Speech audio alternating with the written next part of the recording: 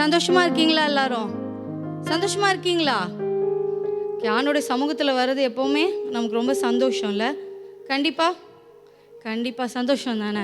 சரி, ஓகே. நம்ம அதுக்கு முன்னாடி நம்ம ஒரு வசனம் படிக்கலாமா? வசனம் படித்து நம்ம ஆண்டவரை துதிக்கலாம், ஆண்டோட நாமத்தை நம்ம மகிமைப்படுத்தலாம். ஓகே.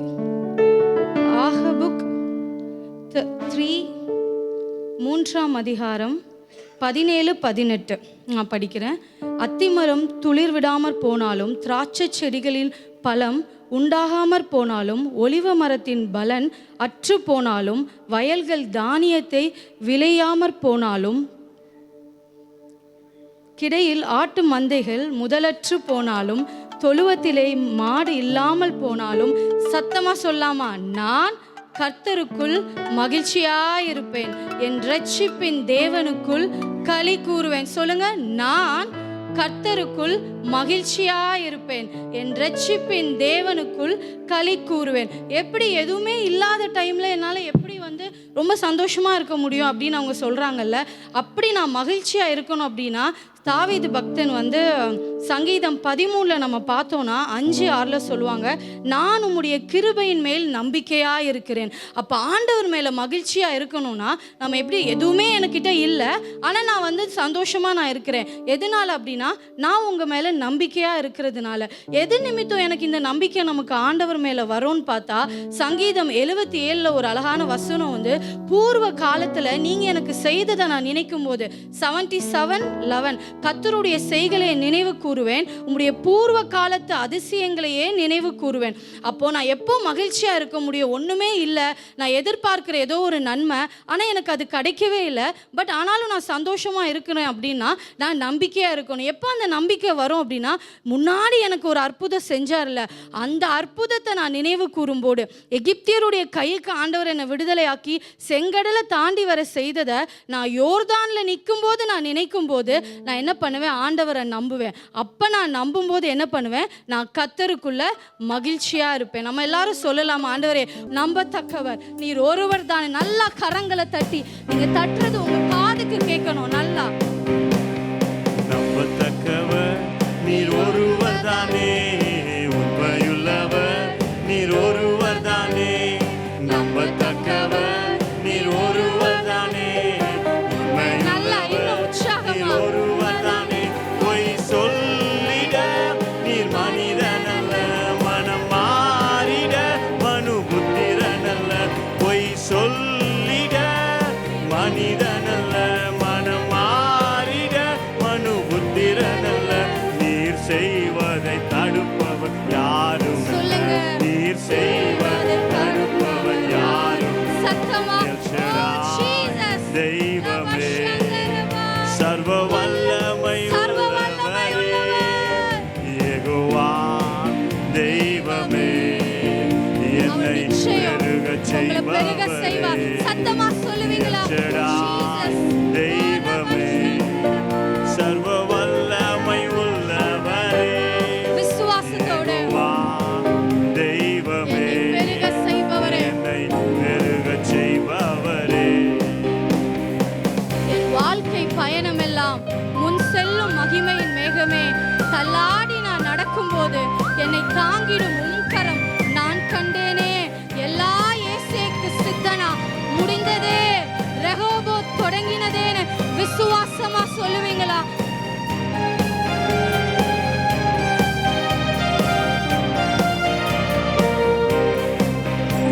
என் வாழ்க்கை பயணமெல்லாம் முன் செல்லும் மகிமையின் மேகமே, தள்ளாடி நான் நடக்கும்போது என்னை தாங்கிடும் உம் கரம் நான் கண்டேனே. என் வாழ்க்கை பயணமெல்லாம் முன் செல்லும் மகிமையின் வேகமே, தள்ளாடி நான் நடக்கும்போது என்னை தாங்கிடும் உம் கரம் நான் கண்டேனே. எல்லா இயேசுவுக்கு சித்தனா, முடிந்ததே ரெகோபோத் தொடங்கினதே. எல்லா இயேசுவுக்கு சித்தனா, முடிந்ததே ரெகோபோத் தொடங்கினதே. எல் ஷடாய் தெய்வமே, சர்வ வல்லமை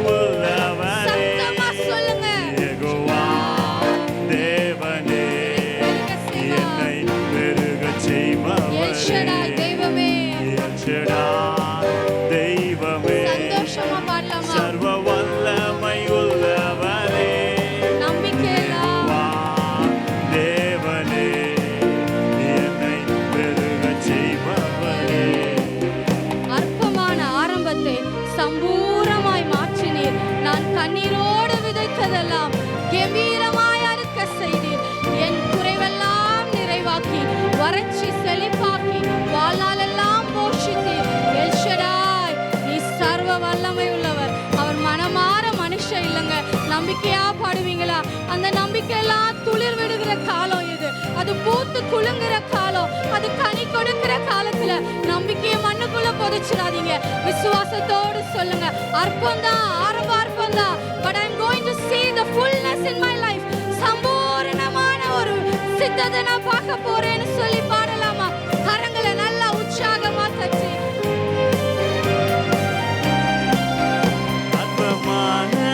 ஆரம்பத்தை சம்பூரணமாய் மாற்றினே. நான் கண்ணீரோடு விதைத்ததெல்லாம் கம்பீரமாய் அறுக்க செய்தே. ரத்தமான என் ஆரம்பத்தை சம்பூரணமாய் மாற்றினே. நான் கண்ணீரோடு விதைத்ததெல்லாம் கம்பீரமாய் அறுக்க செய்தே. என் குறைவெல்லாம் நிறைவாக்கி வறட்சி செழிப்பாக்கி வாழ்நாளெல்லாம் போஷித்தே. என் குறைவெல்லாம் நிறைவாக்கி வறட்சியை செழிப்பாக்கி வாழ்நாளெல்லாம் போஷித்தே. எல் ஷடாய், தெய்வமே, சர்வ வல்லமை உள்ளவரே. யெகோவா, தெய்வமே, என்னை பெருகச் செய்பவரே. எல் ஷடாய், தெய்வமே, சர்வ வல்லமை உள்ளவரே. யெகோவா, தெய்வமே, என்னை பெருகச் செய்பவரே. சொல்லுங்க, நம்பத்தக்கவர், நம்பத்தக்கவர் நீர் ஒருவர் தானே. இயேசுப்பாவை பார்த்து சொல்லுவீங்களா? நீர் ஒருவர் தானே. நம்பத்தக்கவர் நீர் ஒருவர் தானே. உண்மையுள்ளவர் நீர் ஒருவர் தானே. பொய் சொல்லிட நீர் மனிதனல்ல, மனம் மாறிட மனுபுத்திரனல்ல. பொய் சொல்லிட நீர் மனிதனல்ல, மனம் மாறிட மனுபுத்திரனல்ல. நீர் செய்வதை தடுப்பவர் யாரும் அல்ல. நீர் செய்வதை தடுப்பவர் யாரும் அல்ல. எல் ஷடாய், தெய்வமே, சர்வ வல்லமை உள்ளவரே. யெகோவா, தெய்வமே, விசுவாசத்தோடு என்னை பெருகச் செய்பவரே. சத்தமா எல் ஷடாய், எல் ஷடாய், தெய்வமே, சர்வ வல்லமை உள்ளவர். சர்வ வல்லமை உள்ளவரே. யெகோவா, யெகோவா, தேவனே, என்னை பெருகச் செய்பவரே. அப்படியே கரங்களை உயர்த்தி சொல்லுவீங்களா? எல் ஷடாய், தெய்வமே, சர்வ வல்லமை உள்ளவரே. யெகோவா, தேவனே, என்னை பெருக செய்பவரேன்னு சொல்லுங்க. இப்போ இருக்கிறத காட்டிலும் அவர் 1000 மடங்கு நம்மளை பெருக செய்ய வல்லவராய் இருக்கிறார். ஓ, அப்படியே கரங்களை உயர்த்தி சொல்லுவோமா? எல் ஷடாய், தெய்வமே, சத்தமா சொல்லுங்க. சர்வ வல்லமை எவ்வளவுக்கு எவ்வளவு உள்ளவரே. நம்புறோமோ அவ்வளவுக்கு அவ்வளவு சத்தம் வர சொல்லலாமா? யெகோவா, தேவனே, என்னை பெருக செய்பவரே. எல் ஷடாய், எல் ஷடாய், தெய்வமே, சர்வ வல்லமை உள்ளவரே. யெகோவா, தேவனே, என்னை பெருகச் அப்படியே செய்பவரே. கரங்களை உயர்த்தி சொல்லுவீங்களா? அப்பா, என்னை பெருக செய்கிற தேவனே, உமக்கு நன்றின்னு சொல்லுங்க. என்னை நடத்தி வந்த பாதைகளிலெல்லாம் என்னை பெருக செய்தவர். இனியும் அப்பா, நீர் என்னை ஆசீர்வதித்து அப்பா, என் எல்லைகளை நீங்க பெருக செய்வீர், எங்க எல்லைகளை விசாலமாக்குவீர்னு சொல்லுங்க. அப்பா, உமக்கு நன்றி. வாய்களினால் எவ்வளவா அறிக்கை செய்றீங்களோ அவ்வளவா அந்த விசுவாசம் அது துளிர்விடும், அந்த நம்பிக்கை துளிர்விடும், அது வளரும். நிச்சயமா அது பூத்து குலுங்கும், அது கனி கொடுக்கும். சொல்லுவீங்களா? எல் ஷடாய், சர்வ வல்லமை உள்ளவரே, என்னை பெருக பண்ணுகிற தேவனே அப்படின்னு கரங்களை தட்டி, அப்பா உமக்கு நான் நன்றி செலுத்துகிறேன். கரங்களை தட்டி, தலைக்கு மேல கரங்களை தட்டி, நம்பிக்கையோடு சர்வ வல்லமை உள்ளவரே, ஓ ஜெயம் கொடுக்கிறவரே, ஓ உமக்கு நன்றி. இந்த வார்த்தையை நம்ம கேட்க போகிறோம். நம்முடைய மத்தியில் அருமையான தாயார் சந்திரா பாஸ்கர் அம்மா வந்திருக்கிறாங்க. கர்த்தருடைய வார்த்தையை நம்முடைய மத்தியில் பிரசங்கிப்பார்கள். கரங்களை தட்டி உற்சாகத்தோடு கூட அவங்கள வரவேற்போமா? கர்த்தருடைய நாமத்துக்கு மகிமை உண்டாவதாக. கர்த்தர் இந்த நாளிலும் எங்களை உங்கள் மத்தியில் ஜீவனோடு சுகத்தோடு நிற்க செய்த எல்லாம் வல்ல தேவனுக்கு கோடானு கோடி ஸ்தோத்திரம் செலுத்துகிறேன். ஜெபம் பண்ணுவோம். அன்பினேசப்பா, நீ கொடுத்த இந்த நல்ல நேரத்துக்காக நன்றி செலுத்துகிறோம். உம்முடைய சரீரத்தையே நீ எங்களுக்காக விட்டு கொடுத்த தேவனப்பா, அப்படிப்பட்ட தேவனப்பா, உம்முடைய வார்த்தையை இந்த நேரத்தில் எங்களுக்கு விட்டு கொடுங்க ஏசப்பா. அது எங்களை பலப்படுத்தட்டும், எங்களுடைய ஆவி ஆத்மா சரீரத்தை பலப்படுத்தட்டப்பா, பரிசுத்தப்படுத்தட்டும் ஆண்டவரே, ஸ்திரப்படுத்தட்டும், உமக்கு ஏற்றவர்களாக மாற்றட்டும். நீங்கள் பேசுங்க, நாங்கள் கேட்குறோம். இயேசுவின் மூலமே ஜெபிக்கிறோம் பிதாவே, ஆமேன். யாருக்கெல்லாம் துக்கமாக இருக்கணும்னு ரொம்ப ஆசையாக இருக்குது, அவங்கெல்லாம் ஒரு அல்லேலூயா சொல்லுங்கள். பரவாயில்லையே, எல்லாரும் பாலட்டாக இருக்காங்க. இன்றைக்கி காலையிலே கூட இன்றைக்கு உடைய தலைப்பு மன மகிழ்ச்சி. ஏன்னா நமக்கு இந்த மாதத்தினுடைய வாக்கு தத்துவம் சொல்லுங்கள் பார்க்கலாம், யார் சொல்ல போகிற? இந்த மாதத்தின் வாக்கு தத்துவம் ஏதாவது ஒருத்தர் எழுமி உடனே எழுமுங்களேன். ஐயோ, மாதம் முழுசும் அந்த வாக்கு தத்துவம் ஞாபகம் இருக்க வேண்டாமா? பாஸ்டரையா எவ்வளோ தூரத்துக்கு தேவ சமூகத்தில் காத்திருந்து வாங்குறாங்க. கர்த்தருக்குள் மன மகிழ்ச்சியாக இருந்தால் கொடுத்துருக்குது. வேற யார்? கர்த்தரில் மன மகிழ்ச்சியாயிரு, சரி இருப்பாய், சரி அதை ஒன்று கரெக்டு. ஆனால் முழு வசனம் யாருக்கா சொல்ல முடியுமா? அந்த ஏமா அவளுக்கு கரெக்டு, நீ அவள் கைத்தட்டிருங்க. கர்த்தரில் மன மகிழ்ச்சியாக இருப்பாய். ஆனால் முழு பாஸ்டரையாக மீதி உள்ளதும் நமக்கு சேர்த்து எடுத்தாங்க இல்லையா? நீ மன மகிழ்ச்சியாக இருக்கும் பொழுது பூமியின் உயர்ந்த இடங்களில் உன்னை ஏறி இருக்க பண்ணுவார். அது குறித்து தான் நமக்கு போன வாரம்லாம் நமக்கு கற்றுக் கொடுத்தாங்க இல்லையா? சரி, அதனால் இந்த வசனத்தை நீங்கள் ஞாபகம் வச்சுக்கிடுங்க. கர்த்தரத்தில் மன மகிழ்ச்சியாக இருப்பாய். இன்றைக்கி நான் வந்த உடனே ஒர்ஷிப் பண்ணும்போது வின்சியக்கா இந்த மன மகிழ்ச்சியை குறித்து தான் ஒர்ஷிப் பண்ணாங்க. இப்போ எனக்கு ரொம்ப ஆச்சரியமாக போச்சு. அதே மாதிரி நான் ஆபகுக்கு தான் ஏசப்பா எனக்கு கடைசியில் சொல்கிறக்கு வச்சுருந்தாங்க.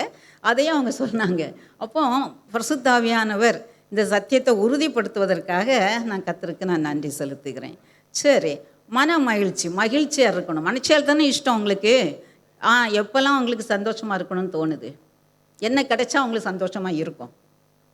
நல்ல ஒரு நியூ ட்ரெஸ்ஸு, என்ன ஒரு ட்ரெஸ் பார்த்து வச்சேன், இந்த தடவை எப்படியாவது கிறிஸ்மஸ் கதை வாங்கிடணும், வாங்கினா கட்டாயமாக போட்டு பார்த்தா ரொம்ப சந்தோஷம் தானே? எத்தனை நாளைக்கு இருக்கும் அந்த சந்தோஷம்? லைஃப் லாங்காக இருக்கா? இல்லை, ட்ரெஸ்ஸே லைஃப் லாங்காக இருக்காது இல்லையா? அது போயிட்டு கொஞ்ச நாள் என்ன செஞ்சிருது, அந்த மன மகிழ்ச்சி போயிடுது இல்லையா? அது மாதிரி நல்ல ஒரு கார் வாங்கணும், நல்ல ஒரு வீடு வாங்கணும் ஆசையாக இருக்கா? அந்த மாதிரி ஒரு பேட்டர்னில் ஒரு நெக்லஸ் வாங்கணும், இந்த மாதிரி வாங்கணும். இல்லை சிலருக்கு இன்னும் நல்லா படிக்கணும், அவங்கள பீட் பண்ணிடணும், இவங்கள பீட் பண்ணி நான் மேலே வந்துடணும் இல்லையா? அதில் ஒரு சந்தோஷம், அதில் எப்படியாவது அதை எடுத்து அதான் எனக்கு சந்தோஷம் அப்படின்னு நம்ம நினச்சிட்டு இருப்போம். அப்படி தானே?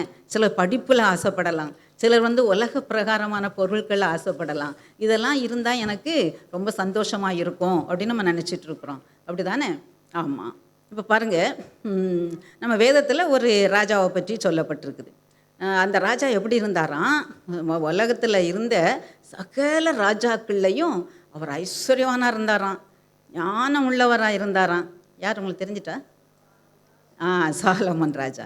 சரியா? அவர் சொல்கிறாரு, நீங்கள் பார்த்தீங்கன்னா 2 நாளாகமும் 9:22 1 ராஜாக்கள் 10:23 சொல்லியிருக்குது, பூமியின் சகல ராஜாக்களை பார்க்கிலும் ராஜாவாகிய சாலமோன் ஐஸ்வர்யத்திலும் ஞானத்திலும் சிறந்தவனாயிருந்தான். எப்படி இருந்தானா? பூமியில் உள்ள சகல ராஜாக்களிலும் அவன் எப்படி இருந்தான்? ரொம்ப ஐஸ்வர்யவானாக இருந்தான். அவன் காலத்தில் வெள்ளி ஒரு பொருளாகவே மதிக்கப்படலையாம். வீட்டில் இருந்து எல்லா ஜாமானமும் என்ன தானா? தங்கம் தானா. இப்போ கொஞ்ச நாளைக்கு முன்னாடி ஒரு கல்யாணம் நடந்துச்சு, அதில் கூட காமிச்சாங்க, எல்லாம் தங்கமாக காமிச்சாங்க இல்லையா? ஆனால் அதுக்கும் மேலான ஐஸ்வர்யத்தை யார் வச்சுருந்தா? சாலமோன் ராஜா ஐஸ்வர்ய சம்பந்தராக இருந்தார். சரியா? அப்போது வெள்ளி ஒரு பொருளாக மறிக்கப்படலை, முழுசும் தங்கம் தான் இருந்துச்சுது. அப்போ ஒரு அழகான சிம்மாசனம் பண்ணி தான். நீங்கள் அவரை பற்றி வாசித்தீங்கன்னா ரொம்ப இன்ட்ரெஸ்டிங்காக இருக்கும். 2 நாளாம் 9ஆம் அதிகாரத்தை நீங்கள் வாசிங்க, 1 ராஜாக்கள் 10ஆம் அதிகாரத்தை வாசித்து பாருங்கள். அவருடைய செழிப்பை பற்றி பார்த்தீங்கன்னா ரொம்ப நம்ம ஆச்சரியப்பட்டு போவோம். அப்படி இருக்கும். ஒரு சிம்மாசனம் பண்ணாராம், தந்தத்தினால பண்ணாராம். தந்தம் எவ்வளோ விலை இல்லை, தந்தத்தால் பண்ணி இந்தியாவில் தான் இறக்குமதி, சரியா?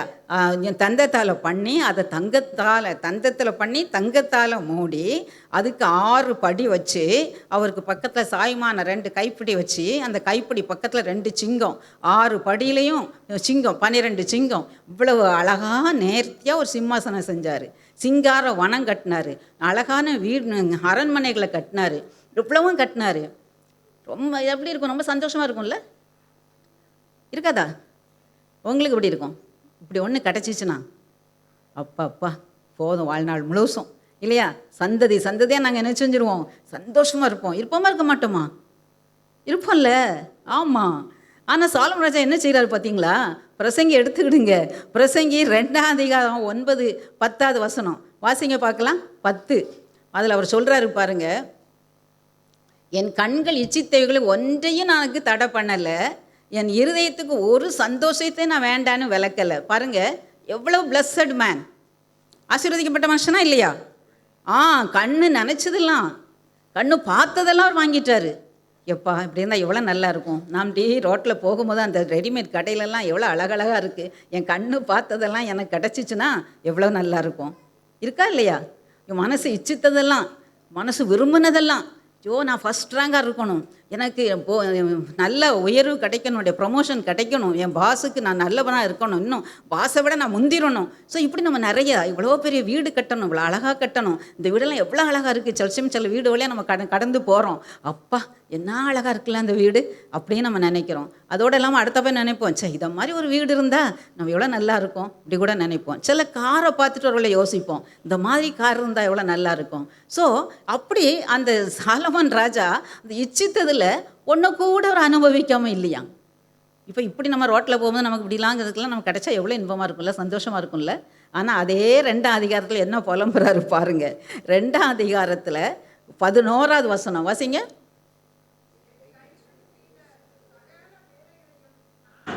எல்லா பிரயாசத்தையும் கண்ணோக்கி பார்த்தேன், எல்லா மாயையும் மனதுக்கு சஞ்சலமாய் இருந்தது. பார்த்தீங்களா? கடைசியில் என்ன சொல்கிறாரு, நான் எல்லாம் செஞ்சேன், ஆனால் எல்லாம் என்னது, மாயை, மனசுக்கு சஞ்சலம். சந்தோஷம்னா சொன்னார், நமக்கு சந்தோஷமாக இருக்குல்ல, இதெல்லாம் கிடைச்சா இதெல்லாம் நான் பார்த்ததெல்லாம் இதெல்லாம் எனக்கு கிடச்சிட்டா எனக்கு எவ்வளோ சந்தோஷமாக இருக்குது. இவர் சொல்கிற சாலமோன் ராஜா, நான் பார்த்தது எல்லாம் எனக்கு கிடைச்சிது, நான் கண்ணுக்கு ஒன்றை கூட நான் விட்டு வைக்கலை, என் இதயத்துக்கு நான் விரும்பினதெல்லாம் விட்டு வைக்கலை, எல்லாத்தையும் அனுபவித்தேன். ஆனால் எல்லாம் மாயை, எல்லாம் மனசுக்கு சஞ்சலம். ஒரு இடத்துல அவர் சொல்லலை, எத்தனை இடத்துல சொல்ல தெரியுமா? 2ஆவது இடத்துல நீங்கள் பார்த்தீங்கன்னா 17வது வசனம், 21வது வசனம், 26வது வசனம் வீட்டில் போய் வாசிங்க. அதே மாதிரி 3ஆம் அதிகாரத்தில் 9வது வசனம், 4ஆம் அதிகாரத்தில் 4வது வசனம், 8வது வசனம், 1ஆம் அதிகாரத்தில் 14வது வசனம், 17வது வசனம். நீங்கள் எத்தனை மாயை இருக்குன்னு வீட்டில் போய் கவுண்ட் பண்ணிடுங்க, சரியா? இது ஒரு ஹோம்ஒர்க், சரியா? பார்த்துக்கலாமா? எல்லாம் வரிசையாக சொல்லிகிட்டே இருக்கிறாரு. மாயை எல்லாம் மனசுக்கு சஞ்சலம். இவ்வளவோ அனுபவித்த மனுஷன், இவ்வளவோ செல்வத்தை அனுபவித்த மனுஷன் எல்லாத்தையும் என்ன செஞ்சுறாரு? மாயை, மனசுக்கு சஞ்சலம். அப்படின்னா இதில் நமக்கு தெரியுது, ஐஸ்வர்யமோ அந்தஸ்தோ ஞானமோ ஒரு மனுஷனுக்கு ஏதோ கொடுக்க முடியாது, சந்தோஷத்தை கொடுக்க முடியாது, மன மகிழ்ச்சியை கொடுக்க முடியாது, சரியா?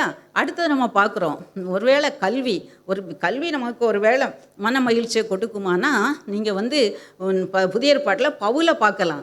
பவுல் என்ன சொல்கிறாரு பாருங்க, அப்போஸ்தலர் 22:3 சொல்வார், நான் கமாலியேலின் பாதத்தருகே படித்தவன். நீங்கள் ஹிஸ்ட்ரியில் படிச்சிருப்பீங்க, கிரேக்க தத்துவ ஞானிகளில் கமாலியேல் ஒரு பெரிய ஞானி. அந்த ஞானிகிட்ட ஈஸியாக யாரும் படிக்க முடியாது. ஒன்று ஒரு ஞானவான்கள் தான் படிக்க முடியும், அடுத்தது ரொம்ப செல்வம் மிக்கவங்க தான் என்ன செய்ய முடியும்? படிக்க முடியும். ஆக பாருங்கள், இந்த கமாலியல்கிட்ட படிக்கிற அளவுக்கு சிறப்பு யாருக்கு இருந்தது? பவுலுக்கு இருந்துச்சு. அந்த கமலத்தை படித்தாலே பெரிய சிறப்பு. அது மட்டும் இல்லை, நீங்கள் அவருடைய காரியத்தை அந்த 22ஆம் அதிகாரத்தில் வாசிக்கலாம். பிலிப்பியர் 3ஆம் அதிகாரம் 5ஆம் வசனத்துலேருந்து 7ஆம் வசனம் வரைக்கும் நீங்கள் வாசித்தா கூட அதில் பார்க்கலாம். அவர் வந்து என்ன சொல்றாரு, நான் யூதன், நான் எபிரேயன் இல்லையா என்று குற்றம் சாட்டப்படாதவன், நியாயப்பிரமாணத்தின்படி குற்றம் சாட்டப்படாதவன். அது மாத்திரம் இல்லை, 2 டியூவல் சிட்டிசன்ஷிப் வச்சுருந்தாரு. ஒன்று ரோமன் சிட்டிசன்ஷிப்பு, அடுத்தது யூத சிட்டிசன்ஷிப்பு. யூத சிட்டிசன்ஷிப்பு பெறுவது ரொம்ப கஷ்டம். ஒரு சமயம் இவர் அந்த போர் சேவன் இதில் அடைக்கும்போது இவன் ரோமன் சொல்லும்போது சொல்வார், நான் வந்து எவ்வளோ திரவியம் கொடுத்து இந்த ரோமன் சிட்டிசன்ஷிப்பை வாங்கினேன் அப்படின்னு அந்த போர் சேவன் சொல்வார். ஆனால் பவுல் சொல்வார் கூலா, நான் பிறப்பிலேயே இதை பெற்றுக்கொண்டேன். ஏன்னா பவுலுடைய அப்பா அந்த ரோம அரசாங்கத்தில் வேலை பார்த்தாரு. அதனால் அவருக்கு ஆட்டோமேட்டிக்காக என்ன கிடச்சிது, இந்த ரோமன் சிட்டிசன் கிடச்சிது. அப்போ அவளை ரோம சிட்டிசனுங்கிறது அந்த காலத்தில் மிகப்பெரிய ஒரு கௌரவம். சரியா, அவ்வளவு பெரிய கௌரவம். அதான் சொல்கிறாரு, இவ்வளவும் இருந்தும் பிலிப்பியர் 3:7 எனக்கு லாபமாக இருந்தவைகள் எவைகளோ அவளை கிறிஸ்துவுக்காக நஷ்டம் என்று எண்ணினேன். நீ எனக்கு லாபமாக இருந்த 3:5 வரைக்கும் அப்படி சிறப்பெல்லாம் சொல்லுவார். சொல்லிட்டு கடைசியில் சொல்லுவார், இது எல்லாம் எனக்கு ஒன்றுமே இல்லை, இதெல்லாம் என்னது, குப்பை. இவ்வளவு அந்தஸ்து, இவ்வளவு படிப்பு, இவ்வளவு பெரிய காரியங்கள் தான், இவைகளெல்லாம் ஒன்றும் இல்லை, கிறிஸ்துவுக்காக நான் என்ன செய்கிறேன், நஷ்டம்னு நின்றேன் அப்படின்னு சொல்கிறாரு. அடுத்தாப்போ பாருங்களேன், நீங்கள் வந்து வீட்டில் திடீர்னு சிஸ்டரோ நான் இந்த பிரதர் சண்டை வருதுன்னு வச்சுக்கோங்க. ஒருத்தங்க நல்லா உங்களை ஏசிட்ட உடனே நீங்கள் என்ன செய்வீங்க, அமைதியாக இருப்பீங்கள்ல? இருப்போமா? பதிலுக்கு 2 கொடுக்கணும் இல்லை, கொடுக்கணுமா வேண்டாமா? ஆமாம், இங்கே கொடுக்கணும்னு சொல்லிட்டா நீங்கள் ஒத்துக்குவீங்களா என்ன? என்ன செய்யணும், பதிலுக்கு 2 கொடுத்தா தான் நிம்மதி இல்லை.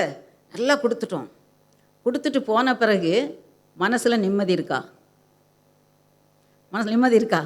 அம்மா ஒன்று சொல்லிட்டாங்க, 4 சொல்லிட்டோம் அவங்களுக்கு, அதெல்லாம் அந்த காலம்மா, இந்த காலம் நாங்கள் இப்படி தான் ட்ரெஸ் பண்ணுவோம். உங்களுக்கும் இந்த காலத்தை பற்றி உங்களுக்கு தெரியவே தெரியாது. 4 சொல்கிறோமா சொல்லி முடிச்சுட்டு போன பிறகு மனசில் சந்தோஷம் இருக்கா, நிம்மதி இருக்கா, மகிழ்ச்சி இருக்கா? இல்லை. நம்ம சண்டை போடுறோம், அதை அப்போ நம்மகிட்ட இல்லை. அந்த நேரத்தில் கோபத்தில் நம்ம பேசிடுறோம், எரிச்சல் படுறோம், கோபப்படுறோம். அதை முடிச்சுட்டு வந்த பிறகு மனசில் நிம்மதி இருக்கா, சந்தோஷம் இருக்கா? இல்லை. இதே மாதிரி பொய் சொல்லிடுறோம், அம்மாட்ட பொய் சொல்லிடுறோம், மிஸ்ஸுகிட்ட பொய் சொல்லிடுறோம், பாஸ்கிட்ட பொய் சொல்லிடுறோம். பொய் சொல்லிட்டு வந்த பிறகு மனசில் எப்படி இருக்குது, நிம்மதி இல்லை, சந்தோஷம் இல்லை. இல்லையா? இருக்கா இல்லையா? இல்லை. அப்போது இந்த பாவத்தினால இன்னைக்கு மனுஷன் என்ன செய்கிறான், எனக்கு ரொம்ப கவலையாக இருக்குது, அதனால் நான் போய் என்ன செஞ்சுக்கிறேன், ஒரு பாட்டில் ஒரு பெக்கு அடிச்சுக்கிறேன் அப்படின்னு போகிறான். அடித்ததுக்கப்புறம் நீ நிம்மதி இருக்கா? இல்லை. கேட்டிங்கன்னா என்ன சொல்லுவான், அப்போது மறந்துட்டு இருந்தேன், மறுபடியும் வந்துருச்சு, அதனால் மறுபடியும் குடிக்க போகிறேன். இல்லையா? ஆக அந்த பாவம் குடிக்க அதுலேருந்து அவனால் என்ன செய்ய முடியல, சந்தோஷம் மறக்கணும்னு நினச்சிட்டு தான், கவலையை மறக்கணும்னு தான் போகிறான். அதுலேருந்து அவனுக்கு என்ன செய்யலை, சந்தோஷம் கிடைக்கல. இந்த குடி மாத்திரம் இல்லை, போதைப் பொருளை போட்டுட்டு எல்லாம் நினைக்கிறாங்க நாங்கள் பறக்கிறோம், வானத்தில் பறக்கிற மாதிரி இருக்குது. அந்த ஒரு அனுபவம் எல்லாத்தையும் மறந்துடுறோம், ரொம்ப இன்பமாக இருக்குது. போதை தெளிஞ்ச உடனே மறுபடியும் என்ன, மனசில் வேதனை, மனசில் சந்தோஷம் இல்லை, சமாதானம் இல்லை, வேதனை, மறுபடியும் வேதனை. ஆக எந்த ஒரு பாவத்தை பார்த்தாலும் அந்த பாவம் என்ன செய்யக்கூடாது, என்ன கொடுக்காது, சந்தோஷத்தை கொடுக்காது. நம்மளே வீட்டிலேயே சின்ன காரியத்தை நீங்கள் ட்ரை பண்ணி பாருங்கள். ஒரு எரிச்சல் பட்டாலோ இல்லைன்னா பொய் சொன்னாலோ நம்மகிட்டே என்ன இல்லை, நிம்மதி இல்லை. அப்போது இந்த பாவம்லாம் செஞ்சோன்னா நமக்கு என்ன இருக்காது, நிம்மதி இருக்காது. அப்போது நமக்கு சமாதானம் இது கொடுக்கல, இது துக்கத்தை தான் கொடுக்குது. எந்த செல்வமும் நமக்கு சந்தோஷத்தை கொடுக்கல. இல்லையா? எந்த படிப்போ அந்தஸ்தோ கல்வியோ பெரிய பாராட்டுதலோ நமக்கு என்ன கொடுக்கல, பெரிய பாராட்டு நம்ம பெற்றுக்கொள்ளலாம். ஒலிம்பிக்கில் ஃபஸ்ட் வந்துட்டான், தங்க மெடல் எடுத்துகிட்டு வந்துட்டு பாராட்டு கிடைக்கலாம், தேசம் பாராட்டும், எல்லாரும் பாராட்டுவாங்க. எவ்வளோ நாளைக்கு பாராட்டின உடனே எப்படி இருக்கும், சந்தோஷமாக இருக்கும். அப்புறம் கொஞ்ச நாள் கழிச்சதுக்கப்புறம் சந்தோஷம் நிலையாக இருக்குமா? இருக்காது. ஸோ இவைகள் எல்லாம் உலகத்தில் உள்ள எந்த காரியமும் நம்ம எதுக்கு கொடுக்க முடியாது, மன மகிழ்ச்சி, நித்திய மகிழ்ச்சியை கொடுக்க முடியாது. இன்றைக்கி நம்ம நம்பி ஏமாந்து போய்கிட்டு இருக்கிறோம். இந்த கானல் நீர் மாதிரி அந்த நல்லா பார்க்குறதுக்கு தூரத்தில் பார்க்குற அது கிடைச்சா ரொம்ப நல்லா இருக்குங்கிற மாதிரி தோணும். ஆனால் கிடைச்சதுக்கு அப்புறமும் நான் எக்ஸாமில் பாஸ் பண்ணிட்டா போதும், நான் எக்ஸாமில் ஒரு வேளை ரேங்க் எடுத்துட்டா போதும், இது கிடைச்சிட்டா போதும், நான் நினச்ச அந்த கோர்ஸ் கிடைச்சிட்டா போதும், நான் சந்தோஷப்படும் நினைப்போம். ஆனால் அதுக்கப்புறம் என்ன கிடையாது, அந்த நேரம்தான் சந்தோஷம், அதுக்கப்புறம் என்ன கிடையாது, சந்தோஷம் கிடையாது. இது நமக்கு மன மகிழ்ச்சியை கொடுக்க முடியாது. ஆனால் மன மகிழ்ச்சியை கொடுக்கிறவர் ஒருத்தர் தான். அதுதான் நம்முடைய வாக்கு தத்துவம். கர்த்தர் என்ன செய்வார், கர்த்தரோ மன மகிழ்ச்சியாக இருப்பார். கர்த்தர் மன மகிழ்ச்சியை கொடுப்பார். அந்த மன மகிழ்ச்சி எப்படிப்பட்ட மன மகிழ்ச்சி அவர் தருவார்? 3 விதமான மன மகிழ்ச்சியை நான் சொல்ல விரும்புகிறேன். ஒன்று நீங்கள் பார்த்தீங்கன்னா அப்போஸ்தலர் 16வது அதிகாரத்தில் ஒரு சம்பவம் கொடுக்கப்பட்டிருக்குது. அதில் 34வது வசனம் சொல்லுது, அவன் தன் வீட்டார் அனைவரோடும் கூட மன மகிழ்ச்சியாக இருந்தான். பாருங்கள், அனைவரோடும் கூட தேவனில் விசுவாசம் வைத்து அவன் என்ன செஞ்சான், மன மகிழ்ச்சியாக இருந்தான். இங்கே ஒருத்தன் மன மகிழ்ச்சியாக இருக்கிறாங்கிறத பார்க்குறோம். அந்த ஒருவர் யாருன்னா ஒரு சிறைச்சாலைக்காரர். அந்த சிறைச்சாலைக்காரர் 16ஆம் அதிகாரத்தில் அப்போஸ்தலர் 16ஆம் அதிகாரத்தில் பார்க்குறோம். பவுலும் சீலாவும் அடிக்கப்பட்டு சிறைச்சாலையில் என்ன செஞ்சாங்க, போட்டாங்க. அந்த சிறைச்சாலையை ஒரு அதிகாரி பார்த்துட்ருக்கிறாரு, சிறை அதிகாரி. அவங்க சிறைச்சாலையில் இருந்தவங்க என்ன பண்ணாங்க, நைட்டு துதிச்சு பாடினாங்க. பெரியவங்க தான் சொல்கிறாங்க ஆன்சர், நம்ம எல்லாரும் ரெடியாக நீங்களும் சொல்லணும், சரியா? என்னாச்சுது, துதிச்சு பாடினாங்க. துதிச்சு பாடும்போது என்ன நடந்துச்சு, கதவுகள் திறவுண்டது, கட்டுகள் அவிழ்ந்தது. பின்னால் இருந்து தான் ஆன்சர் வருது. உங்களுக்கு தெரியுமா, இதெல்லாம் படிச்சுக்கணும், சரியா? சிறைச்சாலை கதவுகள் திறவுண்டது, கட்டுகள் அறுவுண்டது, சரியா? உடனே சிறைச்சாலை பயமாக போச்சு, பூமியெல்லாம் அதிர்ந்துச்சுது. ஐயோ இவங்க தப்பி ஓடிட்டாங்களே, நம்ம எப்படி நம்ம அரசாங்கத்துக்கு பதில் சொல்வது? தன்னையே கொன்னுக்கிட்ட பார்த்தான், தற்கொலை செஞ்சுக்கிட்ட பார்த்தான். அந்த நேரத்தில் பவுலும் சீலாவும் சொல்கிறாங்க, நீ ஒன்றும் கெடுதி ஒன்றும் செஞ்சுக்காத, நாங்கள் இங்கே தான் இருக்கிறோம். அப்போ தான் ஓடி வந்து கேட்குறான், ஆண்டவன்மாரே, நாங்கள் ரட்சிக்கப்படுவதற்கு என்ன செய்ய வேண்டும்? அப்போ பவுல் சொல்கிறாரு, நீ ரட்சிக்கப்படணுமா, கர்த்தராகிய இயேசு கிறிஸ்துவை விசுவாசி, அப்பொழுது நீயும் உன் வீட்டாரும் ரட்சிக்கப்படுவீர்கள். உடனே அவன் என்ன செஞ்சான், ஏற்றுக்கொண்டான், ஏசப்பாவை ஏற்றுக்கொண்ட உடனே அங்கேயே ஞானஸ்நானம் பண்ணவங்க எல்லாருக்கும், வீட்டார் அனைவருக்கும் ஞானஸ்நானம் கொடுத்தாச்சுது. எல்லாரும் ஏசப்பாவை ஏற்றுக்கிட்டாங்க. அதனால் அவங்களுக்கு என்ன வந்துதான், மன மகிழ்ச்சி. எதனால் மன மகிழ்ச்சி? ரட்சிப்பினால் மன மகிழ்ச்சி. இயேசுவை ஏற்றுக்கொண்டதுனால, அவர் விசுவாசத்தினால என்ன ஏற்பட்டது, மன மகிழ்ச்சி உண்டாயிருச்சுது. அவர் மாத்திரம் மன மகிழ்ச்சி இல்லை, யோபுல கூட நீங்கள் பார்த்தீங்கன்னா, யோபுடைய சிநேகிதர்கள் சொல்கிறாங்க, யோபு 22வது அதிகாரம் 26வது வசனத்தில் சொன்னார்னா, சர்வ வல்லவரிடத்தில் நீர் மன மகிழ்ச்சியாக இருப்பீர். எப்போ சர்வவல்லத்தில் மன மகிழ்ச்சியாக இருப்பீர்னு 23வது வசனத்தில் சொல்லப்பட்டிருக்குது. நீ சர்வ வல்லவரிடத்தில் மனம் திரும்பினால், மனம் திரும்பினால் சர்வரிடத்தில் எப்படி இருப்பீர், மன மகிழ்ச்சியாக இருப்பீர். மனம் திரும்பினால் மன மகிழ்ச்சி. ரட்சிக்கப்பட்டால், மனம் திரும்பினால் என்ன உண்டு, மன மகிழ்ச்சி. எடுக்கக்கூடாத ஒரு மன மகிழ்ச்சி. இதைத்தான் தாவீது ராஜாவும் சொல்கிறாரு. சங்கீதம் தாவீது ராஜாவை பற்றி நமக்கு நல்லா தெரியும். அவர் ஏசப்பாவை தேவனை நேசித்த ஒரு மகன்தான். ஆனாலும் சந்தர்ப்ப சூழ்நிலை அவர் என்ன செஞ்சுட்டு, அவர் தப்பு பண்ணிட்டாரு, பாவம் பண்ணதுனால என்ன ஆயிடுச்சு, அப்படியே சந்தோஷத்தை இழந்து போயிட்டார்.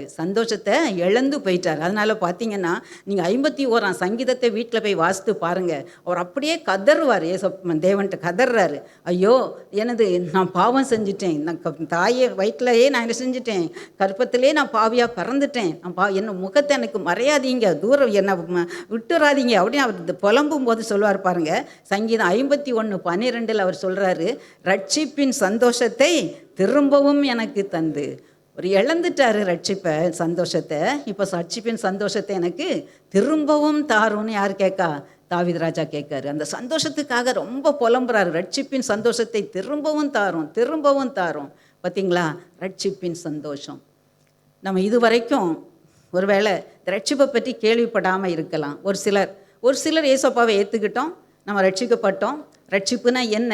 ஏசப்பா சிலுவையில், கல்வாரி சிலுவையை நீங்கள் சந்திக்கணும். இயேசுவை சந்திக்கிறது தான். என்றைக்கு நம்ம கல்வாரி சிலுவையில் இயேசு கிறிஸ்து என்னுடைய பாவங்களுக்காக அடிக்கப்பட்டார், நொறுக்கப்பட்டார், முள்முடியை ஏற்றுக்கொண்டார். என்னுடைய சிந்தையில் உள்ள பாவங்களுக்காக அவர் முள்முடியை ஏற்றுக்கொண்டார். என்னுடைய கை செய்த பாவங்களுக்காக என்னுடைய கைகளெல்லாம் அவர் ஆணிகள் கடவப்பட்டார். என்னுடைய கால் தகாத இடங்களுக்கு போனதுனால, எங்கள் அம்மா அப்பாவை வஞ்சிச்சுட்டு ஏமாற்றிட்டு போனதுக்காக அவர் என்னுடைய கால்கள், அவர் ஆணிகளை ஏற்றுக்கொண்டார். முதுகெல்லாம் அவர் உழுதுகிறவனுடைய உழப்பட்ட நிலத்தை போல அவர் என்ன செய்யப்பட்டார்? அடிக்கப்பட்டார். அவருடைய சரீரம் பிக்கப்பட்டது. அவருடைய கடைசி சொட்டு ரத்தத்தை கூட விழாவில் போர்ஷன் குத்தும்போது அந்த ரத்தத்தையும் சிந்தினார். பாடுபட்டார். எதற்காக? என்னுடைய பாவங்களை எல்லாம் அவர் சிலுவையில் சுமந்துட்டார். ஏசப்பா, நான் ஒரு பாவியப்பா, நான் இதிலிருந்து சின்ன வயசுலேருந்து இது வரைக்கும் நீங்கள் ஏசப்பா கல்வாரி முன்னால் போய் நெல்லுங்க, ஏசப்பா என்னுடைய பாவங்களை மன்னியும் நீங்கள் சொல்லி எனக்காக ரத்தம் சிந்தினீங்களே, என்னுடைய பாவங்களை சிலுவையில் சுமந்துட்டீங்களே, நீங்கள் அவர் முன்னால் நிற்கும் போது நீங்கள் சின்ன பிள்ளையிலேருந்து இது வரைக்கும் உங்கள்கிட்ட காணப்பட்ட எல்லாத்தையும் அவர் உங்களுக்கு காமிப்பார். அது எல்லாத்தையும் நீங்கள் அறிக்கை செய்து விட்டு ஏசப்பா நீங்கள் எங்களுடைய உள்ளத்தில் வாங்க, உங்களுடைய பரிசுத்த ரத்தத்தால் என்னை கழுவி சுத்திகரிங்க அப்படி சொல்லும் பொழுது இந்த ரட்சிப்பின் சந்தோஷத்தை பெற்றுக்கொள்ள முடியும். எப்போ நம்ம பாவங்களை முழுசும் நம்ம ஏசப்பாட்ட அறிக்கையிட்டு அவருடைய ரத்தத்தால் கழுவப்பட்ட நிச்சயத்தோடு நம்ம இருக்கிறோமோ, அப்போ இந்த ரட்சிப்பின் சந்தோஷம் உள்ளத்தை நிரப்போம். எத்தனை பேர் அந்த ரட்சிப்பின் சந்தோஷம் நிரப்பி இருக்குது? கை வைத்துங்க. சந்தோஷம், கர்த்தருக்கு ஸ்தோத்திரம். ஆனால் இன்னும் ஒரு சில கை வைத்தலை. யாரெல்லாம் ரட்சிப்பின் சந்தோஷத்தை இன்னும் பெற்றுக்கொள்ளலையோ, அந்த ரட்சிப்பின் சந்தோஷம் பாருங்கள், நம்ம இதுவரைக்கும் சொன்னப்பட்டபடி எந்த செல்வமும், எந்த அந்தஸ்தும், எந்த ஒரு காரியமும் கொடுக்க முடியாத ஒரு சந்தோஷம் அந்த ரட்சிப்பின் சந்தோஷம். அனுபவித்தவங்க தெரியும். இன்னும் ஒரு சில நீங்கள் கை வைத்தலை, அவங்க என்னை கட்டாயமாக இந்த நேரத்தில் ஏசப்பா ஒரு நிமிஷம் நீங்கள் கண்ணை மூடி கர்த்தர்ட்ட ஜெபம் பண்ணுங்க. ஏசப்பா, ஒரு கண்ணை உங்களுடைய ஏசப்பா நோக்கி பாருங்கள், கல்வாரி சிலுவையை நோக்கி பாருங்கள். ஏசப்பா, நீர் எனக்காக அடிக்கப்பட்டீர், எனக்காக காயங்களை ஏற்றுக்கொண்டீர், இந்த விலையேறப்பட்ட ரத்தத்தை எனக்காக சிந்தினீங்க. ஏன்னா நீங்கள் பரிசுத்தர், நீங்கள் பாவமே செய்யலை, என்னுடைய பாவத்துக்காக நீங்கள் இவ்வளவு பாடுகளை ஏற்றுக்கொண்டீங்கப்பா. ஏசப்பா, நான் என்னுடைய பாவத்தெல்லாம் நீங்கள் மன்னிங்க நான் கேட்குறேன். அவருடைய கல்வாரி சிலுவை பிடிச்சிட்டு கேளுங்க, கண் முன்னால் நிறுத்தி கேளுங்க. ஏசப்பா, அவருடைய ரத்தத்தால் எனக்கு கழுவுங்கப்பா, என் பாவத்தெல்லாம் மன்னிங்க ஏசப்பா, நான் சொந்த ரட்சகராக ஏற்றுக்கொள்கிறேன், இனிமேல் நீங்கள் தான் எனக்கு எல்லாம், நான் என்னை முற்றிலுமாக அர்ப்பணிக்கிறேன் ஏசப்பா. ஒரு நிமிஷம் ஜெபம் பண்ணுங்க.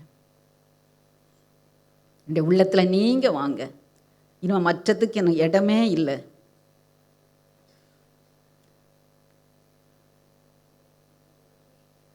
அப்படி ஜெபித்தவங்களெல்லாம் கர்த்தர் பார்க்கிறார்.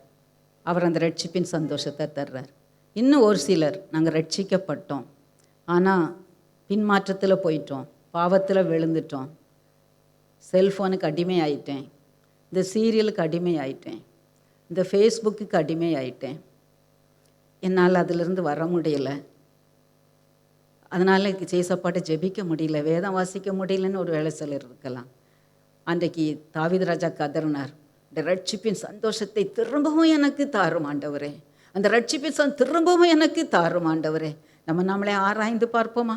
யார் யார் எங்கே விழுந்துட்டோம், எந்த இடத்துல விழுந்துட்டோம், எந்த பாவம் நம்ம விழுந்துட்டோம். இந்த நேரத்தில் கர்த்தரை நோக்கி பாருங்கள். இயேசுவே, நான் இந்த இடத்துல விழுந்துட்டேன்ப்பா, இந்த தவறு பண்ணிட்டேன் ஏசப்பா, என்னை மன்னிங்க, இந்த ரத்தத்தால் கழுவுங்க, அந்த ரட்சிப்பின் சந்தோஷத்தை திரும்பவும் நீங்கள் எனக்கு தாங்கப்பா, நான் அந்த சந்தோஷத்தை பூரணமாக அனுபவிக்க விரும்புகிறேன், உடைய முகத்தை எனக்கு மறையாதீங்க, உற்சாகமான ஆவி என்னை தாங்கும்படி செய்யுங்க. ஜெபிப்போமா? உண்மையாக ஜெபித்த ஜெபத்தை கர்த்தர் கேட்டார். அந்த ரட்சிப்பின் சந்தோஷம் இன்னும் யாருனாலும் நீங்கள் வீட்டில் போய் மறுபடியும் நீங்கள் தனியாக உட்காந்து நின்று உங்களையே ஆராய்ந்து பார்த்து ஏசப்பாக்கு அர்ப்பணிங்க. அப்போது இதுவரைக்கும் இல்லாத ஒரு தெய்வீக சமாதானம், சந்தோஷம் உள்ளத்தை நிரப்போம். அடுத்த சந்தோஷமாக தாவீது சொல்கிறது என்னென்னா, தாவீது ராஜா தான் சொல்கிறாரு, வேதமே என்னுடைய மன மகிழ்ச்சி. இப்போ 119 சங்கீதம் எடுத்துக்கிடுங்க, 77வது வசனத்தில் வேதம் என் மன மகிழ்ச்சின்னு சொல்கிறாரு. அடுத்து நமக்கு மன மகிழ்ச்சியை கொடுப்பது எது? வேதம். ரட்சிக்கப்பட்ட ஒரு பிள்ளைக்கு மன மகிழ்ச்சியை கொடுப்பது என்னது? வேதம். சரியா? நம்ம ஒருவேளை நீங்கள்லாம் பைபிள் படிக்கலாம். பைபிள் எப்படி படிப்பீங்க? அம்மா பைபிள் வாசித்தியான்னு கேட்பாங்க. அதுக்காக நான் என்ன செய்வேன், காலையில் கடக்கட்டான்னு பைபிள் வாசிப்பேன். இல்லை நான் பைபிள் வாசிக்காமல் போனால் இன்றைக்கி ஒன்றும் சித்தி ஆகாது, காரியங்கள் நடக்காது. அதுக்காக நான் 2 வசனத்தை அப்படியே மேய்ஞ்சிட்டு போவேன். இதெல்லாம் வேதத்தை நேசிப்பதற்கு அர்த்தம் இல்லை. வேதம் அதனால் நமக்கு மன மகிழ்ச்சியை கொடுக்க முடியாது. இப்போ யாராவது ஒருத்தர், இப்போ நீங்கள் சில சீரியல் ரொம்ப இன்ட்ரெஸ்டிங்காக பார்ப்பீங்க, இல்லைனா சிலர் பேசுனா ரொம்ப இன்ட்ரெஸ்டிங்காக உங்களுடைய ஃப்ரெண்டு இல்லைனா உங்களுக்கு விருப்பமான யாராவது உங்கள் ரிலேட்டிவ்ஸு இல்லைனா யாராவது பேசுகிறத நீங்கள் ரொம்ப விரும்பிங்க, அவங்க பேசுனா நல்லாயிருக்கும், நான் பேசுனா கேட்டுகிட்டே இருக்கலாம் போல இருக்கும், இப்படின்னு ஒரு சில அனுபவம் உங்களுக்கு இருக்கும் இல்லையா? அப்படிப்பட்ட ஒரு அனுபவம் எங்கே வரணும்? வேதத்தை வாசிக்கும் போது வரணும். ஏசப்பா பேசிக்கிட்டே இருக்காங்க, பேசிகிட்டே இருக்கிறது எவ்வளவு இன்பம், அவருடைய வார்த்தை எவ்வளவு இன்பமானது அப்படின்னு நம்ம என்ன செஞ்சுட்டே இருக்கணும்? அந்த வார்த்தையை அனுபவிச்சுட்டு இருக்கணும். வார்த்தையை நம்ம வாசிக்க வாசிக்க அதை தெவிட்டாததாக வந்துட்டு இருக்கணும். தாவீது 119 சங்கீதத்தில் அருமையாக சொல்வார், அது எப்படி இருக்குது? தேனிலும் மதுரமாக இருக்குன்னு சொல்வார். இன்னும் நீங்கள் பார்த்தீங்கன்னா அவர் என்ன சொல்வார் பாருங்க, வேதம் என் மன மகிழ்ச்சியாக இல்லாமல் இருந்தால் நான் துக்கத்தில் அமிழ்ந்து போயிருப்பேன். சங்கீதம் 119:92 சொல்கிறாரு. அப்புறம் 119 அதிகாரத்தில் நிறைய இடங்களில் வேதம் என் மன மகிழ்ச்சின்னு வரும். நீங்கள் இதையும் நீங்கள் குறிச்சிக்கிடுங்க. இன்றைக்கு நீங்கள் சண்டே வீட்டில் போய் இந்த வேதத்தை ஆராய்ந்து பாருங்கள், வேதத்தில் எங்கெல்லாம் ஒரு மன மகிழ்ச்சின்னு சொல்கிறாருன்னு. இன்னொரு இடத்துல கூட சொல்வார், 119 சங்கீதம் 143 சொல்கிறாரு, இக்கட்டும் நெருக்கமும் என்னை பிடித்தது, இக்கட்டும் நெருக்கமும் என்னை பிடித்தது, ஆனாலும் எது மன மகிழ்ச்சி? கற்பனைகளின் மன மகிழ்ச்சி. இக்கட்டு வரும், துன்பம் வரும், நெருக்கம் வரும், அது மத்தியிலையும் எது எனக்கு மன மகிழ்ச்சி? வேதம் எனக்கு மன மகிழ்ச்சி. என்னுடைய வாழ்க்கையில் நான் சொல்ல முடியும். இப்போ சமீபத்தில் உள்ள சாட்சியை கூட நான் சொல்ல முடியும். எப்படின்னா, நான் தியேட்டருக்குள்ளே ஆஞ்சியோபிளாஸ்டிக் முன்னால் தியேட்டருக்குள்ளே கொண்டு போகிறதுக்கு முன்னால் அது வரைக்கும் ரொம்ப தைரியமாக தான் இருந்தேன். அப்புறம் அந்த தியேட்டருக்கு முன்னால் ஸ்ட்ரெச்சரில் கடத்தி வச்சுருக்காங்க பார்த்தீங்களா, அப்போது தியேட்டருக்குள்ளே போகிறதுக்கு முந்தின நேரத்தில் கொஞ்சம் ஒரு பயம் வந்துச்சு. இதில் அப்போ ரொம்ப பயமாக இருக்குது மனசுக்குள்ளே. யாருமே கூட இருக்க மாட்டாங்கல்ல, அப்போ ஒன்றும் இருக்கவும் மாட்டாங்க, யார்ட்டையும் பேசவும் முடியாது. ஸோ அப்போ நான் ஏசப்பாட்ட சொல்லிகிட்டே இருக்கிறேன், அவருடைய பிரசன்னத்தில் தான் இருக்கிறேன். பட் ஆனால் ஒரு பயத்தில், ஐயோ பயத்தினாவே வெளியே போ, இயேசுவின் நாமத்தினால, இயேசுவின் ரத்தத்தினால அப்படின்னு நான் போராடிட்டேங்க. இயேசு ரத்தத்தினால பயத்தினாவே வெளியே போ, நான் பயப்பட மாட்டேன் அப்படின்னு நான் போராடிக்கிட்டே இருக்கிறேன். ஆனாலும் அந்த பயத்தின் ஆவி கொஞ்சம் நேரம் என்னை கொஞ்சம் திக்குமுக்காட பண்ணிருச்சு. அந்த நேரத்தில் பாருங்களேன், கர்த்தர் எவ்வளவு நல்லவர். அவருடைய வார்த்தையை அனுப்பினார். என்ன வார்த்தை தெரியுமா? நான் சாகாமல் பிழைத்திருந்து உடைய அதிசயங்களை விவரிப்பேன். இது எனக்கு அடிக்கடி நான் கேட்ட வசனம் அல்ல, எப்போவோ நான் கேட்டிருக்கேன், எப்போவோ வாசித்திருக்கேன், எங்கே இருக்குன்னு கூட தெரில. இப்போ தான் பார்த்தேன், சங்கீதம் 118:17 இருக்குது. அப்போது அந்த வசனம் அப்படி வந்த உடனே பாருங்களேன், அந்த பயம்லாம் எங்கே போச்சுன்னே தெரியாது.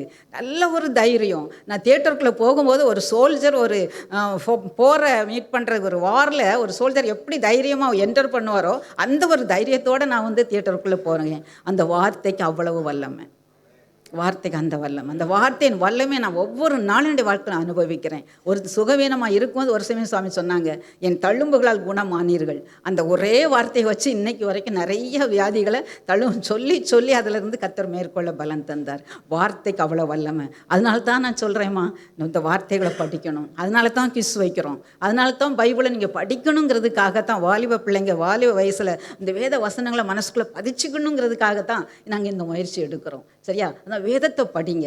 வேதம் முதல்ல உங்களுக்கு ஒரு வேளை நீ கொஞ்சம் இதாக இருக்கலாம், ஆனால் நீங்கள் இயேசு சாமியை நேசிக்க நம்ம யாரையாவது ஒருத்தரை நேசித்தோன்னா அவங்ககிட்டருந்து வர்ற லெட்டரோ அவங்ககிட்டருந்து வர்ற மெசேஜோ நம்ம ஆர்வமாக பார்ப்போம். பார்த்துருக்கீங்களா? வாட்ஸ்அப்பில் நீங்கள் யாரையாவது நீங்கள் ரொம்ப நேசிக்கிங்கன்னு வச்சுக்கோங்க, அவங்க மெசேஜ் வருதான்னு நீங்கள் பார்ப்பீங்களா பார்க்க மாட்டிங்களா? இல்லையா? பார்ப்போம்ல. ஆமாம். அதனால் அப்படி நம்ம நேசிக்கும்போது, ஏசப்பாவை நேசிக்கும்போது நமக்கோட வார்த்தை மேலே என்ன வரும்? ஆட்டோமேட்டிக்காக ஒரு அன்பு வரும். ஆட்டோமேட்டிக்காக அதில் ஒரு ஈடுபாடு, அதை நேசிப்போம், வாஞ்சிப்போம். அப்படி நேசிக்க அது மன மகிழ்ச்சி. எப்போ மன மகிழ்ச்சி? நெருக்கம் வரும்போதும் பாடு வரும்போதும் அது மன மகிழ்ச்சி. ஆபத்தில் அது நமக்கு மன மகிழ்ச்சி. பயத்தில் சோர்வில் அது நமக்கு மன மகிழ்ச்சி. வியாதியில் இழப்பில் அது நமக்கு மன மகிழ்ச்சி. எது? வேதம். வேற எதுவும் அந்த மன மகிழ்ச்சியை கொடுக்க முடியாது. எத்தனை பேர் ஆறுதல் சொல்லட்டுமே, எத்தனை பேர் பேசட்டுமே, அந்த வார்த்தைகள்லாம் அது ஆறுதலை கொண்டு வராது, மன மகிழ்ச்சியை கொண்டு வராது. கர்த்தர் பேசுகின்ற வார்த்தைகள், அவருடைய வசனம், அதுதான் நமக்கு எதை கொடுக்கும்? மன மகிழ்ச்சி கொடுக்கும். அதனால் இனிமேல் நீங்கள் இது வரைக்கும் சும்மா 2 நிமிஷம் 5 நிமிஷம் அப்படி வாசித்துட்டு இருந்தீங்கன்னா, இனிமேல் உங்களுக்கு நேரம் கிடைக்கும் போதெல்லாம் என்ன செய்யுங்க? வேதத்தை படிங்க. படிக்க படிக்க அதில் ஒரு ஈர்ப்பு வந்துடும். ஏசப்பாவை நேசிக்க நேசிக்க அதில் ஒரு ஈர்ப்பு வந்துடும். நம்ம அப்போ அது நமக்கு அந்த வேதம் நமக்கு எப்படி ஆயிரும்? மன மகிழ்ச்சியாக மாறிடும். ஓகேயா? அடுத்தது என்னது? வேதன் மன மகிழ்ச்சி. அடுத்தது என்ன மன மகிழ்ச்சியாக கொடுக்கும்? அவருடைய சமூகம், கர்த்தருடைய சமூகம்.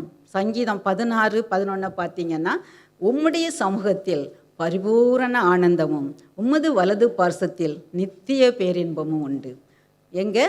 தேவனுடைய வலது பார்சத்தில், அவனுடைய சமூகத்தில் பரிபூரண ஆனந்தம், உமது வலது பார்சத்தில் என்ன உண்டு?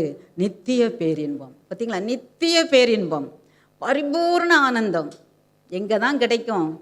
காட்ஸ் ப்ரெசன்ஸ், கர்த்தருடைய சமூகத்தில் மட்டும்தான் கிடைக்கும். கர்த்தருடைய சமூகம் எங்கே கிடைக்கும்? சொல்லிட்டேனம்மா, தப்பாக சொல்லிட்டேனா? 16:11 கடைசி பின் பகுதியில் இருக்குது இல்லையா? உங்களுடைய சமூகத்தில் பரிபூர்ண ஆனந்தமும் உங்களுடைய வலது பாசத்தில் நித்திய பேரின்பம் உண்டு. சரியா? பாருங்க, அவருடைய வலது பார்சத்தில், இந்த வசனம் எனக்கு ரொம்ப பிடிச்ச வசனம், நான் அடிக்கடி அதை வாசிப்பேன். அவருடைய வலது பார்சத்தில், அவருடைய சமூகத்தில் நித்திய ஆனந்தம், நித்திய ஆனந்தம், அழிக்க முடியாத ஆனந்தம். அது என்னென்னா அவருடைய பிரசனம். நம்ம இதை நீங்கள் அனுபவிக்கும் போது அந்த பிரசனத்தை நீங்கள், அந்த சந்தோஷத்தை நீங்கள் காண முடியும். இது எப்போ நம்ம அவருடைய பிரசனத்தை நம்ம ஃபீல் பண்ணுவோம்? எப்போ?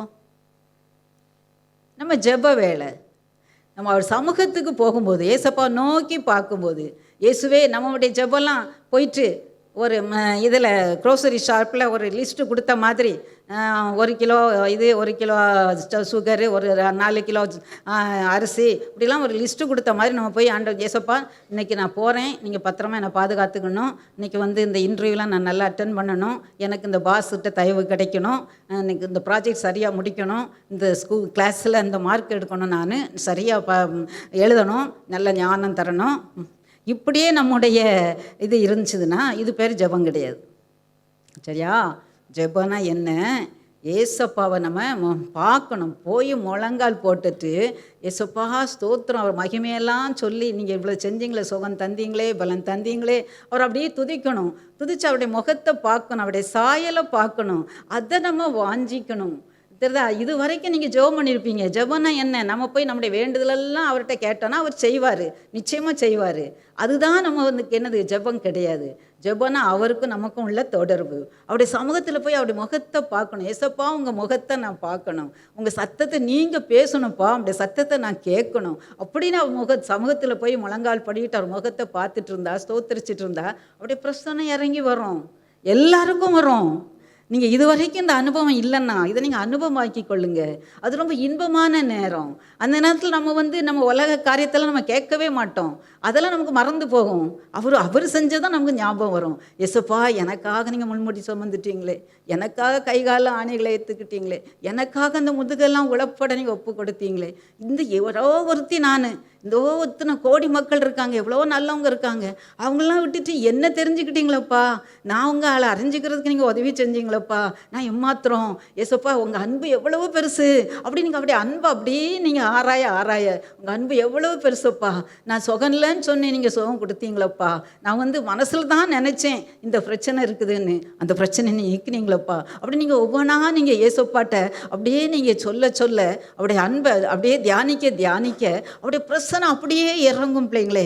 அப்படியே அவருடைய பிரசன்னம் நமக்கு ரொம்ப இன்பமான ஒரு நேரம். அது 5 நிமிஷம் 10 நிமிஷத்தில் முடிகிறது அல்ல. நீங்கள் அதுக்கப்புறம் உங்கள் டைமே பாருங்களேன், 1 மணி நேரம் 2 மணி நேரம் ஆயிரும் ஜெப வேலை.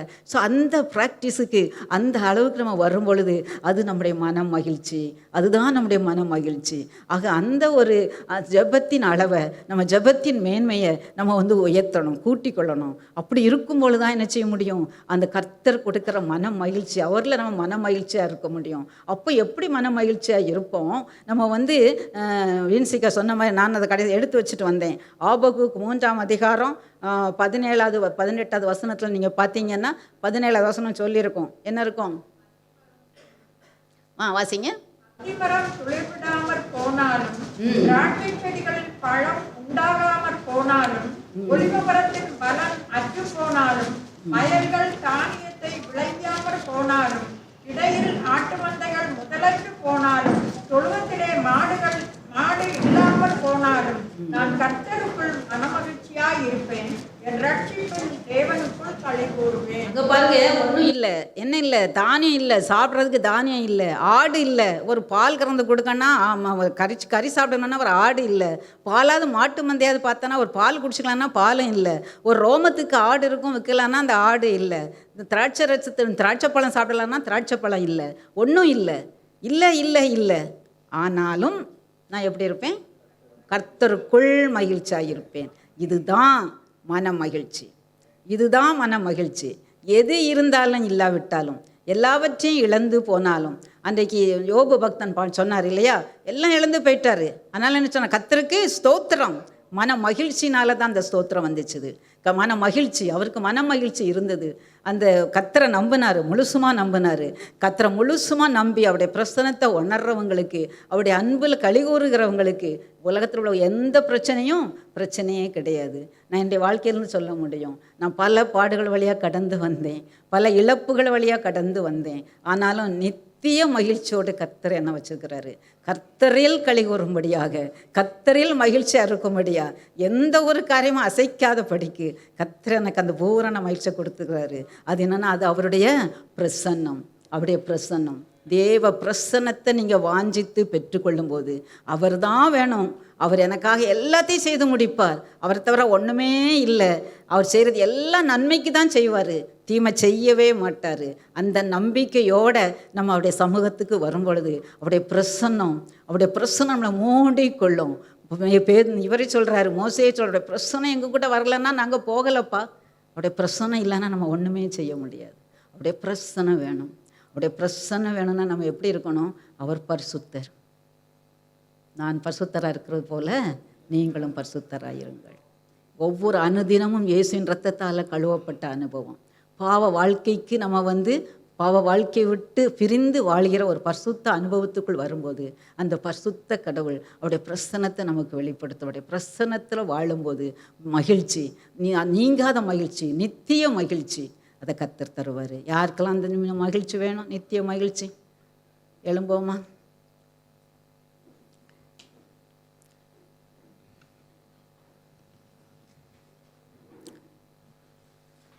அன்புள்ள இயேசப்பா, இந்த நேரத்தில் நாங்கள் எப்படி மகிழ்ச்சியாக இருக்கணும்னு நீங்கள் சொல்லி கொடுத்தீங்கப்பா.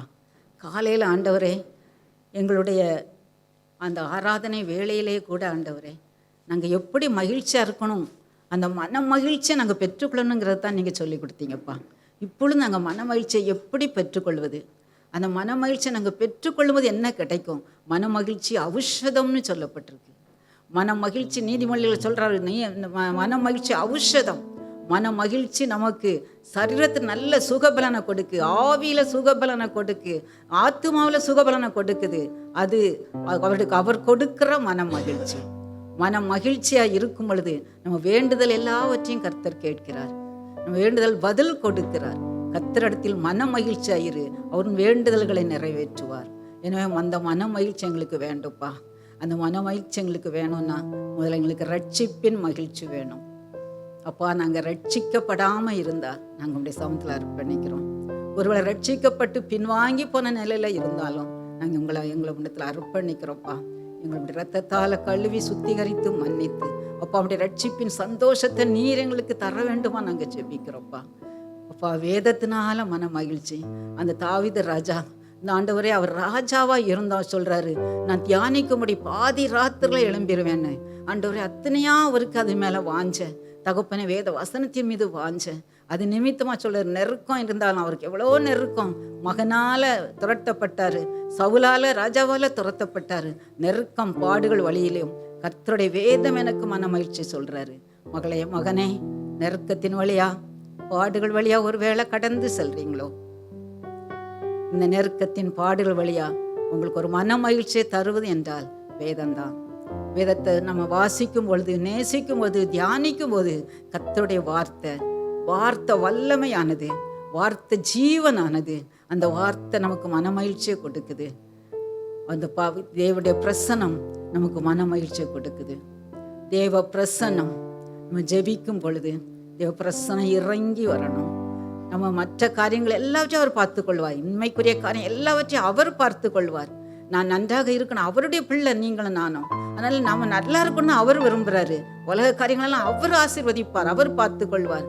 ஆனா எனக்கும் அவருக்கும் உள்ள உறவு, நான் அவரோட என் அப்பாவா நான் உறவு வச்சிருந்தேனா, நண்பனா உறவு வச்சிருந்தேனா, என் ஆத்ம நேசரா நான் உறவு கொண்டிருந்தேனா, அவரோட நான் மகிழ்ந்திருந்தேனே, ஆனா அவர் எல்லாவற்றையும் எனக்கு கொடுப்பார், என் வேண்டுதல் எல்லாம் நிறைவேற்றுவார். அவருடைய பிரசனம் பர்வதங்களை மெழுகு போல கரைய பண்ணும். பர்வதம் போன்ற பிரச்சனைகள் உங்களுக்கு முன்னால் இருக்கிறதோ, இதை மாற்ற முடியாது, இதை கடக்க முடியாது என்று நினைக்கிறீங்களோ, தேவ பிரசன்னத்தை வாஞ்சிங்க. அவருடைய பிரசன்னத்தை வாஞ்சிக்கும் போது எந்த பெரிய பிரச்சனையாக இருந்தாலும், எந்த பெரிய பர்வதமாக இருந்தாலும் அது மெழுகு போல கரைந்து போகும். தேவ பிரசன்னத்தை உணர, தேவ சமூகத்தை நாட, இயேசுப்பா நீங்க எங்களுக்கு உதவி செய்யுங்க. உலகத்துல ஒப்பு கொடுக்குறோம் ராஜா. யார் யார் இந்த நாளில் ஒப்பு கொடுத்தாங்களோ, நான் இனிமேல் நான் ரட்சிப்பின் சந்தோஷத்தை பெற்றுக்கொள்வேன், வேதம் இனி என் மனமகிழ்ச்சியாக இருக்கும், உம்முடைய சமூகமே எனக்கு நித்திய ஆனந்தமாக இருக்கும் என்று யார் யார் ஒப்பு கொடுத்தார்களோ அவர்கள் எல்லாரையும் கர்த்தாவே நீர் ஆசீர்வதிப்பீராக.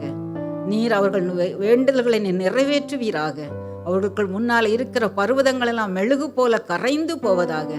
பாம்புடைய ஆசீர்வதிப்பீராக. நீர் அப்படியே செய்வதற்காக நன்றி இயேசு சுவாமி, நன்றி. எல்லா கனத்தையும் உமக்கே செலுத்துகிறோம். இயேசுவின் மூலமே ஜெபிக்கிறோம் பிதாவே. ஆமென், ஆமென்.